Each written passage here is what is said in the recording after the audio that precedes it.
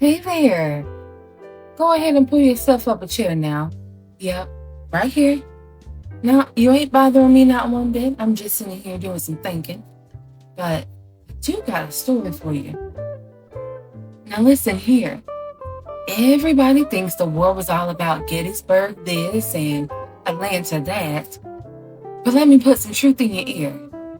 Before Sherman played matchstick all the way to the sea, Chattanooga was already settling scores with cannons, rail ties, and a whole lot of Southern stubbornness. See, this wasn't just a town. It was the key to the whole back door of Dixie. Yep, that's right, little old Chattanooga, Tennessee child. See, these days, folks drive on through there on their way to Florida, maybe to stop for gas or grab a biscuit, and they may even put some gravy on it if they're feeling fancy. But back in the 1860s, oh baby, please. That place was hotter than a fox in a hen house. Do you hear me?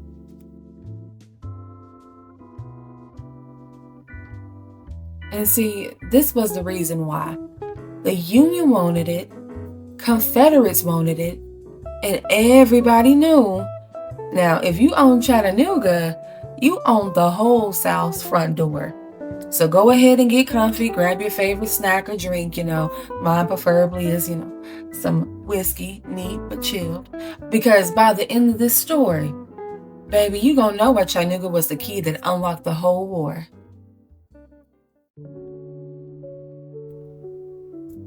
Now let me paint you a picture. Before the war, Chattanooga was growing faster than gossip in a church parking lot. I'm sure some of y'all grannies and mamas know about that, but I digress. See, you had the Tennessee River, long, wide, and winding, like Mother Nature built herself a highway and didn't bother asking nobody's permission to do so. Then along came railroads, crisscrossing through town, like your Aunt Paulette's quilt pattern. Yeah, the one she made last Christmas. Child, that was a mess. The Tennessee River was floating interstate before anyone ever dreamed up of, what's that interstate that goes down south that everybody go to take, I think it goes to Georgia and Florida. Oh yeah, 75, I-75, yeah, that's what it is. Steamboats belched smoke and carried cotton, my personal favorite whiskey, iron, and families up and down the water, linking Chattanooga straight to Cincinnati, St. Louis, and New Orleans. Baby, they say if Chattanooga had a heartbeat back then, it was half steam whistle, half riverboat paddle. Now, before the first cannon ever thundered across Chickamauga Creek, railroads in Chattanooga were already making some noise of its own. Folks called it the gateway to the South, but really, it was more like the Grand Central Station of Dixie. 4 railroads kissed right in the middle of town. Nashville and Chattanooga from the north, East Tennessee and Georgia from the northeast, and the Western and Atlantic headed for Atlanta, and the Memphis and Charleston dragging the whole Mississippi River trade right through Main Street. Yep, that's right, Main Street. The one that runs down to, I think, Riverfront Drive or something like that. Where Chattanooga used to have River Bend, that great old thing that they used to have, whatever happened to that? Oh yeah, lean in. Side note, not only did they use this for imports and exports, they also use this, come here, lean in a little bit closer, as a slave trading post. But that's a side note. That's a story for a different day that we'll circle back around to. By 1860, you could ride iron rail from New York to Chattanooga without switching trains more than once. Yep, that's right. Chattanooga was the South's first real crossroad. Even before Atlanta decided to show off with its fancy-pantsy highways and twirly freeways and all of this construction and elaborate 7-lane flow but still have traffic, hey. But who am I to say? The people say you could sneeze in Chattanooga, and the next morning, child, that sneeze will be in Atlanta right on the tracks with you. That's how well connected this place was. And now let's talk industry.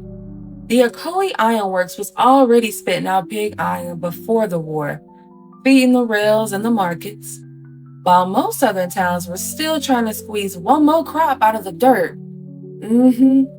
Baby, Chattanooga was busy pouring molten metal and acting like a city with big dreams.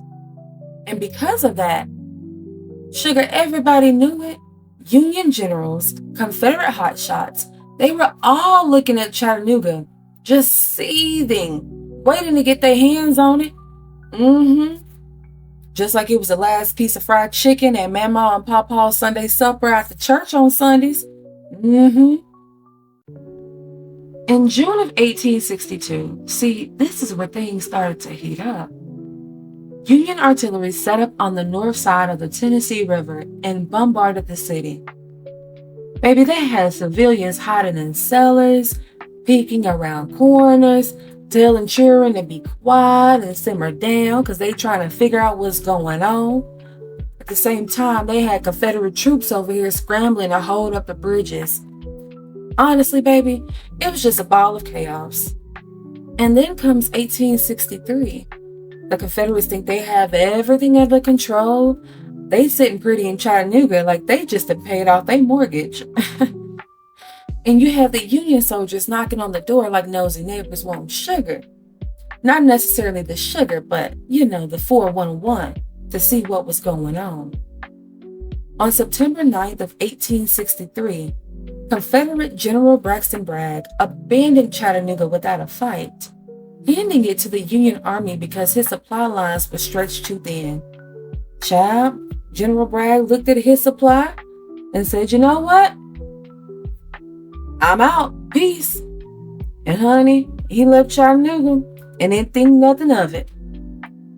In 1863 alone, the city switched between Union and Confederate control 4 times in just 2 months. It was like a chessboard no one could keep. And this is where the story intensifies. And right outside of town, Chickamauga.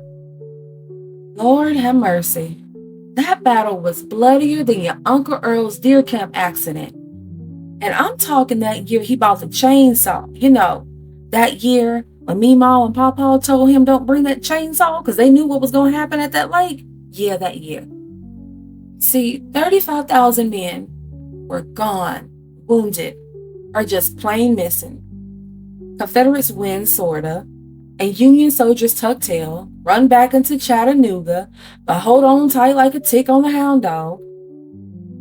And the Confederates, baby, they were up there celebrating like they did something big. Oh, bless their hearts. 'Cause sugar, the war wasn't done with them yet. Now let's talk about the battlefield full of fog. Soldiers wrote about the morning fog at Chickamauga making it nearly impossible to see enemy lines until musket fire erupted through the mist. Baby, they say it was foggier than college kids hotboxing in an Altima with a gas mask on, child. Oh, and if you like ghost stories, this battlefield has plenty. Cannon fires in the distance, soldiers marching when no one is there, even a green-eyed creature roaming the woods at night. Some folks swear he's still out there, looking for the fight to start back up. So yeah, Chickamauga wasn't just another battle. It was 2 days of HE hockey sticks that cracked the door wide open for the fight for Chattanooga, the gateway to the South. And that is where the story gets even wilder. Now, after Chickamauga, Confederate General Braxton Bragg, you remember Braxton Bragg, the one I was telling you about, he ran off on Chattanooga or abandoned Chattanooga earlier? Yeah, him. See, what he did was he surrounded Chattanooga, cutting off the Union Army inside of the city. For nearly 2 months, Union soldiers lived on quarter rations. Baby, some were down to just acorns and boiled mule meat. Ugh. Confederates put Chattanooga under siege. Nothing in, nothing out. Child, they had soldiers eating biscuits so hard you could shingle a roof with them, honey. And see, this is a side note. I don't know, maybe it's the whiskey kicking in. But I wonder if anybody was unalived by eating one of those hard biscuits. I mean, just the thought of it. I need to look that up. Let's see. That's a side note. Back to the story. Abe Lincoln, he sends in Grant. Y'all know Grant, the one that drinks like a sailor, fights like the devil himself. Yeah, General Ulysses S. Grant. See, he arrived in October of 1863. He took charge and within weeks turned a starving army into a force ready to fight. His leadership made his reputation, paving the way for his promotion to command all Union armies. Union troops opened a secret supply route along Tennessee River called the Cracker Line in the late October. It got its name from the hard track crackers, basically rock-hard biscuits. You know, I kind of refer them to like a stale Popeye's biscuit. And soldiers would joke about finally getting to eat them again. And next thing you know, them Union soldiers were taking Lookout Mountain like it was just another Sunday stroll.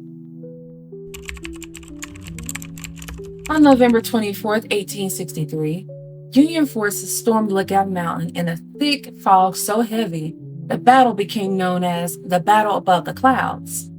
Soldiers say they couldn't even see 20 feet ahead. They just fighting in ghostly silence until the gunfire split in the mist. The day after Lookout Mountain, Union soldiers stormed Missionary Ridge. And here's the funny part. Grant only ordered them to take the Confederate rifle pits at the bottom of the hill. But once they got up there, child, they kept climbing. They said, absolutely not. We're going to keep climbing straight up to the top. And that's what they did. Against all odds, they broke the Confederate line and sent Bragg's army retreating into Georgia faster than a hound after a rabbit. And see, this is why Chattanooga mattered. Whoever controlled Chattanooga controlled the railroads, river, and mountain passes that led straight into Georgia, Alabama, and Mississippi. Basically, it was like grabbing the keys to the whole Deep South. After Chattanooga fell, General William T. Sherman used the city as his base to launch the famous March to the Sea, cutting a swath through Georgia that helped in the war. Chattanooga also had railroad crossroads. Remember, as I talked about earlier, the Nashville and Chattanooga, Memphis and Charleston, and Western and Atlantic railroads all met there. This was the first time in history an army's success depended so heavily on controlling a rail hub. And this also created the turning point in the West. Until Chattanooga, most of the big headlines came from Virginia. But after the siege, the Union controlled the Mississippi River and the railroads through Tennessee, essentially splitting the Confederacy into two. And baby, once Chattanooga fell, the South was wide open. Atlanta burned. March to the Sea, oh yeah, it was coming. It was coming in hot and heavy. So yeah, Chattanooga wasn't just another battle. It was the moment the front door of the South got kicked clean off the hinges. When the smoke cleared after the Siege of Chattanooga, the place didn't look like a victory parade. It looked like a war chewed it up and spit it out. By the end of 1863, much of Chattanooga was destroyed. Child, they had rail lines twisted, bridges burnt down to the ground, and neighborhoods scared by artillery fire. You could just see the remains of they've been duking it out and all the evidence of the fights that's been going on. See, soldiers even torn down houses for firewood during the siege. And see, you wonder why the civilians were scared and peeking around the corners and hiding the kids.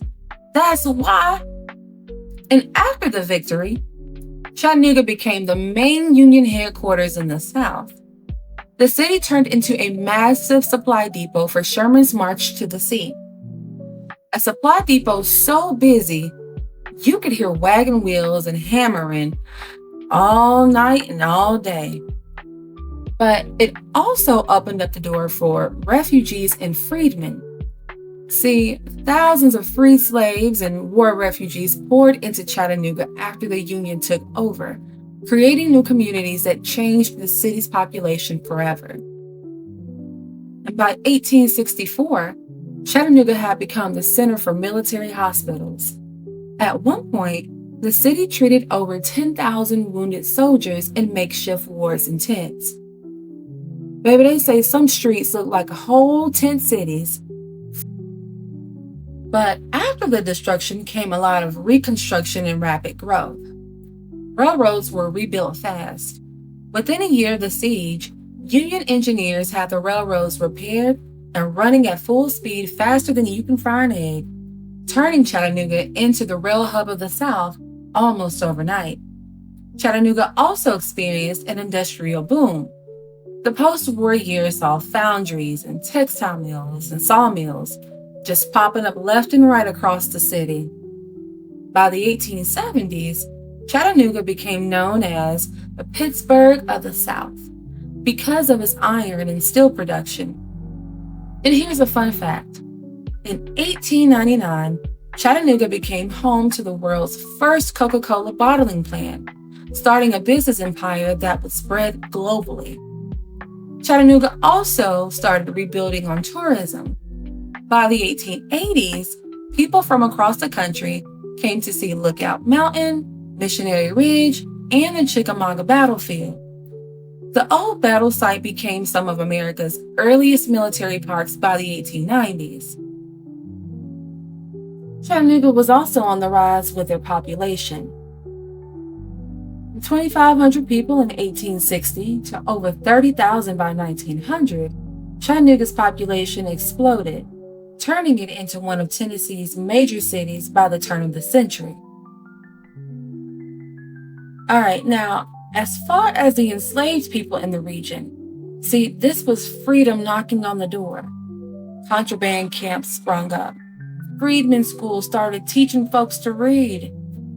And Chattanooga began rebuilding, just like a Southern aunt redecorating after a divorce. And the thing is, nowadays, you go out to Chickamauga, Lookout Mountain, and the Chattanooga Valley, and it's hard to picture what happened there because you have quiet trails and birds singing and sunlight dancing through the trees. But 160 years ago, it was thunder and fire. And here's the thing. Folks didn't just let it fade away. They made sure these hills remembered. And here's a little fun history fact about the Battle of Chickamauga. See, they even put up iron markers across the battlefield, blue for Union and red for Confederate. First time in American history somebody tried to mark every regiment, every position, every last cannon line, so folks could walk the land and learn what happened. Over 1,400 monuments and tablets stand there today. See, that's more than anywhere else in the country. And Lookout Mountain?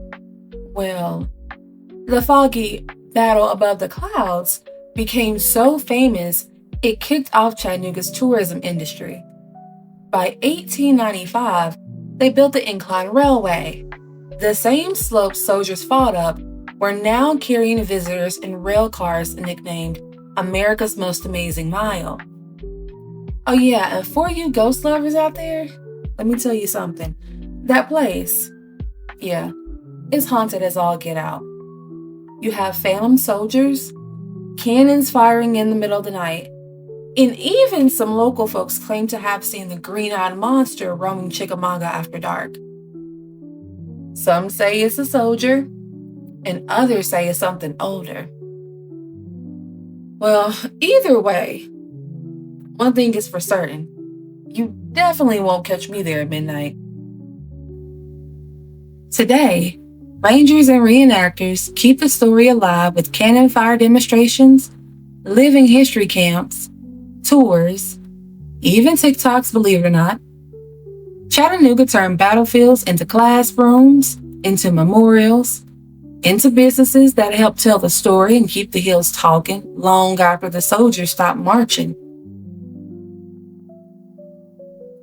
So, next time you're standing on Lookout Mountain watching the fog roll in or walking Chickamauga's quiet trails, remember the cannons that fell silent. The soldiers went home. But these hills, they keep stories, and now y'all carry them too.